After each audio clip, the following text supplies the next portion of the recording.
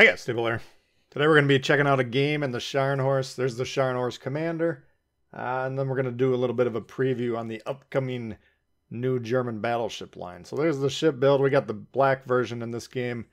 And here's the turtleback. You can see the citadel is the smaller part kind of under the turtleback. Turtleback is the part that's kind of covering over the citadel there. So that's a key part of the German battleships that we currently have. We might talk about that a little bit when we're considering these ships later in the game, but I want to talk about the game itself early on. All right, so this is a good game to demonstrate what these German battleships with torpedoes can do currently, how the new ones will compare to this. Again, we'll do a little bit of speculating later on, but kind of the difficulty with, Scharnhorst, Gneisenau, Bismarck, Friedrich, and the Grober Kurfürst, getting them into position. Now, I don't have the Scharnhorst set up for secondaries. I don't have the Gneisenau set up for secondaries. I got them set up for speed and reload, because we're going to be trying to hammer ships with guns, get in close with the torpedoes, and take them out in a close quarters brawl. So we're not really doing a secondary build on these ones. My Bismarck and up German battleships, I do have them fully spec'd out for secondaries, and it sounds like the new battleships will have a little bit of a secondary capability as well. So that'll be interesting to see what these are. But moving into sea here, we saw two battleships. We see a cruiser, and we see one destroyer already on A. Even if we didn't know where he is, though, we could rightly consider that he's most likely not going to be over here because we have 3 ships accounted for. Usually there's going to be 3 per flank in these 3-cap maps. So go ahead and take a shot at the Algerie. Lyon, and the other one might be going all the way to the edge of the map on the eastern side, and that startled me. I was like, who's shooting me? Teammate, I guess. But, if they go to the east side, fine. We're going to press in here, hopefully kill this Algerie, and then take the cap. Boom! There we got them early, so that's a pretty good job getting rid of the cruiser there. And that really removes the threats for this destroyer. You can get on the cap comfortably without any threat whatsoever. If those battleships are going east, it's going to take them 4 or 5 minutes to get there. And if they go all the way south, it's going to be another few minutes. Or if they cut through, well, we could be long gone by then if we wanted to be. Leon backing up here, though. We do have a Gneisenau. He's shooting the HE at us. So we're going to be taking a shot at the Leon, who's backing up here. He's broadside. And again, we're moving in. We're tightly angled on these guys. We're pointed basically at the Gneisenau, almost at the Leon. So these guys aren't going to be able to do much damage if they do hit us. Maybe a little bit of chip damage here and there. Don't quite get the nasty shot we're hoping for, but get a fair amount of damage on the Leon there, and we're moving into the cap, hopefully jumping on there. Yes, we do help secure it. Help in quotations, but we do get the points, so that's great for our score. Yeah, we'll go ahead and take another shot at him, see if we can get a little bit more damage before he goes back off into the nether region. Why do we talk about the eastern side of this map being so worthless? They can't shoot into sea, so they can't cover a cap, and, oh, there's no cap over there. So why are we over there? All right, if they go all the way south, which we will see in this match, we can go ahead and turn around and kill them that way. So they're going to waste all the time traveling to the destination, not doing anything just to do what they're going to do anyways, which is get slaughtered by me. So you always got to take into consideration how long is what I'm attempting to do going to do, and is it worth it, right? And if something takes 5 minutes, that's a third of the game. And if that's something that you're doing involves you not contributing, not shooting, not capping, not spotting, not anything, you're functionally not on the board for a third of the game, really. So, I mean, you always got to be taking that into account. So, all right, Gneisenau sailing off here. We can chase him down for the rest of the game. It's not going to do anything to help win the game, but we could do that. I'm thinking, though, to myself, okay, he's sailing off. If he wants to turn back and fight us later, fine. But I do want to kind of turn around and deal with these battleships. Now, if I'm in a destroyer, usually I capture the base at this point, and then I'm zooming towards B, because that's where the game's looking like it's going to be won, right? There's a fight on, well, there could be a fight on A if blue move forward over there. B is being captured, and if we got C, well, okay, we capture the flank and then hold the middle. But here, to get the Scharnhorst over there, even though it's a relatively fast battleship, it's still going to take a long time, and that's what we were just talking about, transit time. So I can do that, and that might end up being a good play. It might not. It's kind of a dice roll. But I can also engage these guys over here, make sure we kill them, and make sure this cap is indeed secure.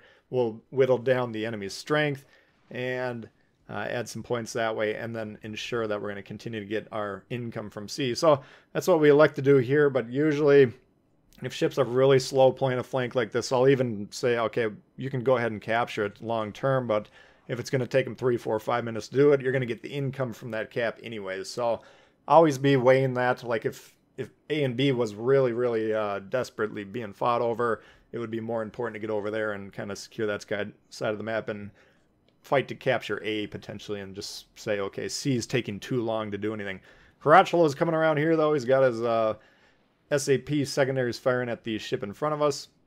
Trying to line up the torp shot here, seeing if we can get him on the broadside here. That'd be great to take him out. We're going to also try and poke over the tree line here. Can I hit the superstructure? Doesn't look like it. All right, well, we're just going to hold on to the shots here. We do got the guy in front of us kind of soaking up shots, so that's fine. He's going to tank it for us. We'll let him do that. And we're going to come around here. We're going to try and use these torpedoes to get some damage, maybe get a flood, and we'll see what happens. Sometimes in the Scharnhorst you can get torpedoes off both sides. I think we see that later in the match, if I recall. We'll see that in a minute. Here we got a couple of brawls in this match here. But here, to get the torps on the right side onto this guy, I'd have to hit the island, basically. Or I could launch here and then do a hard right turn towards the viewer, towards the screen, and then launch them rearward. That would be the more effective way to get them on there. But I like to not worry too much about those torpedoes since this guy's being 2v1. We got fires, we got floods. He's in trouble. I want to just get on his side. It'll cost us some HP. If he gets his guns on us and whacks us with the full salvo, it could cost us a lot of HP, but I'm confident in winning this fight. We're peppering him with the secondaries here, getting a little bit of damage. And I'm going to be trying to hit the forward part of the ship here, knocking out some guns. The further back it is, the more of an angled shot it becomes. When we're this close, actually, if I'd targeted the nose, it would have been the flattest surface we could have hit, even though the ship's basically in a straight line. But the nose does have a little bit of an inward curl as well. Keep that in mind. But there, once again, we're just trying to go for damage. If we get some knocks on the turrets, great. If not, we'll take 10, 15k plus these secondaries setting off fires and whatever else. And boom, there he goes with the Yukikaze getting the torp. I think he came around the island and the first salvo was too close to the ship, so he launched a suicide strike. Those didn't detonate because they didn't arm, and then he gave himself some more distance and got him there. So good job there. We combine. We do lose the battleship, but that's all right. Now we got the Leon and the Gneisenau now moving into sea, and this is where I'm starting to think, okay, this might be a pretty cool game here. We're going to get some nice battleship v battleship action, and this is what we want these current versions of these torpedo German battleships to be doing anyways. Okay, we got that strong turtleback armor, so close quarters, we're not going to be taking a lot of nasty shots. Sure, we might be taking a bunch of full pens with a fair amount of damage, but knockout kind of dev strike shots, very unlikely at that range. So want to close the gap for that reason, to protect ourselves and to get the torps involved as well. So full speed ahead here. We're going to be moving into sea. We still got the Yukikaze, and the carrier will be bombing this line as well. So he's going to kind of be prepping the battlefield a little bit, wearing these guys down, maybe cycling their damage con. All that would be good. But we're going to see if we can maybe get a double strike was kind of my goal moving into this. The Yukikaze is looking very eager to remove himself off the board. However, though, so it's going to make getting the double strike very difficult, but nevertheless, we'll continue to move in and see what we can get done. So both of these guys coming around a little angle and a little sideways. Looks like the Leon's flatter, and there he is turning out a little bit. So we just hold the shot for a second, wait there, see what kind of damage we can get. And we don't see exactly. It looks like about 7k overall. So nothing too juicy, but not bad. And there goes the Yukikaze taking vicious shots. And he's got his torpedoes in the water as he wants. Now I want to be aiming at the Gneisenau here. He's currently disappeared. So I'm kind of guessing there exactly on where the torpedo aim point will be. Boom, there he goes. He got the Leon, so great job there. We're down to one more battleship here. And we'll just be moving in here. And look at the great mobility. We got this ship set up for mobility, and we're able to turn hard. And this is kind of how I'm going to be expecting these new battleships to be. They're classified as battle cruisers. I guess this is Scharnhorst is... You guys know the ships more than I do in terms of what they're classified and stuff, but seems battle cruiser-esque to me, at least. First kind of blind salvo miss there. We go ahead and we're shooting superstructure because he's angled. And we got one more torp strike. So we're going to try and hold, see if he's going to break one way or the other. I also don't want him to get his own torpedoes off. Gneisenau's probably got the same idea. So I'm going to see where he's going to try and attack me from. As soon as he starts turning to the left of the screen there, we just anticipate he's going to continue doing that. If he cut hard the other way, he might have dodged one or two of those. But nevertheless, he doesn't there, and he gone for a critical, devastating strike on him. So now we got the side cleared up, and that's what I'm talking about. I mean, that's more effective, I think, than we'd probably just be getting into the fight over there maybe a minute or two ago.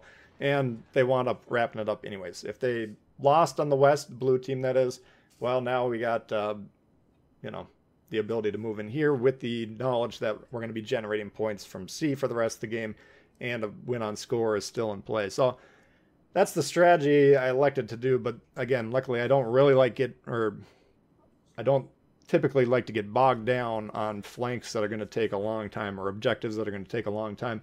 Because again, this game can get out of control very quickly, and you got to keep an eye on really where the critical point in the game is. So anyway, that's most of what it's going to be about this game here. But into the battle cruisers now. They're called battleships, but you guys have been telling me they're more battle cruisers. Tier 4 Derflinger, Tier 5 Mackinson, Tier 6 Prinz Heinrich, Tier 7 Zeiten, and then Prinz Ruprecht coming in at Tier 8. That'll be the next update. So what does it say on the blog here? All focused about, or they're all about their enhanced secondaries, with some of them already, or some of them, as you already know, carrying torpedoes as well. So sonar from Tier 5 and up, one more reason to try these beasts out. So they sound pretty good. They got the German sonar, they got the torps, they got the secondaries. Armor, I don't know this. I was looking on the wiki at one or two of the ships on there. I didn't see anything about the turtleback, but I just quickly skimmed it. But some of you guys have been telling me no turtleback. That's going to make these kind of close quarter plays a little bit more dangerous, and going to have to be a little bit more careful. I did see, I think it was the ability to bounce 308s on the Tier 7, so heavier caliber battleship guns are going to be able to knock this thing around, or at least the Zeiten, but it'll be able to angle against smaller caliber guns like the Scharnhorst. Here we kind of knew where the destroyer was roughly. Had to dodge the torps. Our escort, I don't know what he was doing there, but he was kind enough to block the torp as a shield. Fair enough. I typically don't recommend being right next to ships, but if that's what you're going to do, you're at the mercy of the one who has the bigger momentum, I guess. So, you know, don't do that. We'll try and get the destroyer off here. I think we will actually spot him. The carrier is going to be moving in, and he'll be trying to drop him as well. Now, a tip for carrier players here, if you got guys on your team in range, now, you know, typically in these situations, you're trying to get score, you know, get some more damage, enhance your score or whatever. But trying to drop this guy, like, from a team perspective, it's more effective if he just kind of hovers around him, so he's not going to get shot, but close enough that he's going to continue to light him up. If he's got teammates that can shoot him with the guns, that's the better textbook play. Again, you know, that's very situational, and if he hits him with the torp here, the game's over anyways. We're all pursuing the same goal. We want the biscuit to die. He's running away.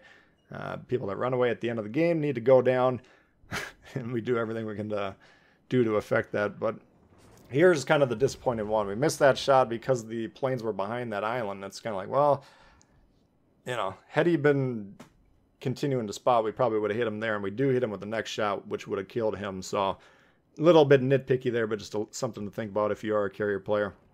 You know, the importance of spotting that you do provide, kind of like destroyers. Anyways, that's a look at the Scharnhorst for you guys, and a little bit of a preview on the upcoming battleships. Of course, we'll be checking them out in the weeks to come here, so stay tuned to the channel. Subscribe if you're new. Questions, comments, leave them below, and hey, hit the thumbs up while you're at it. All right, peace.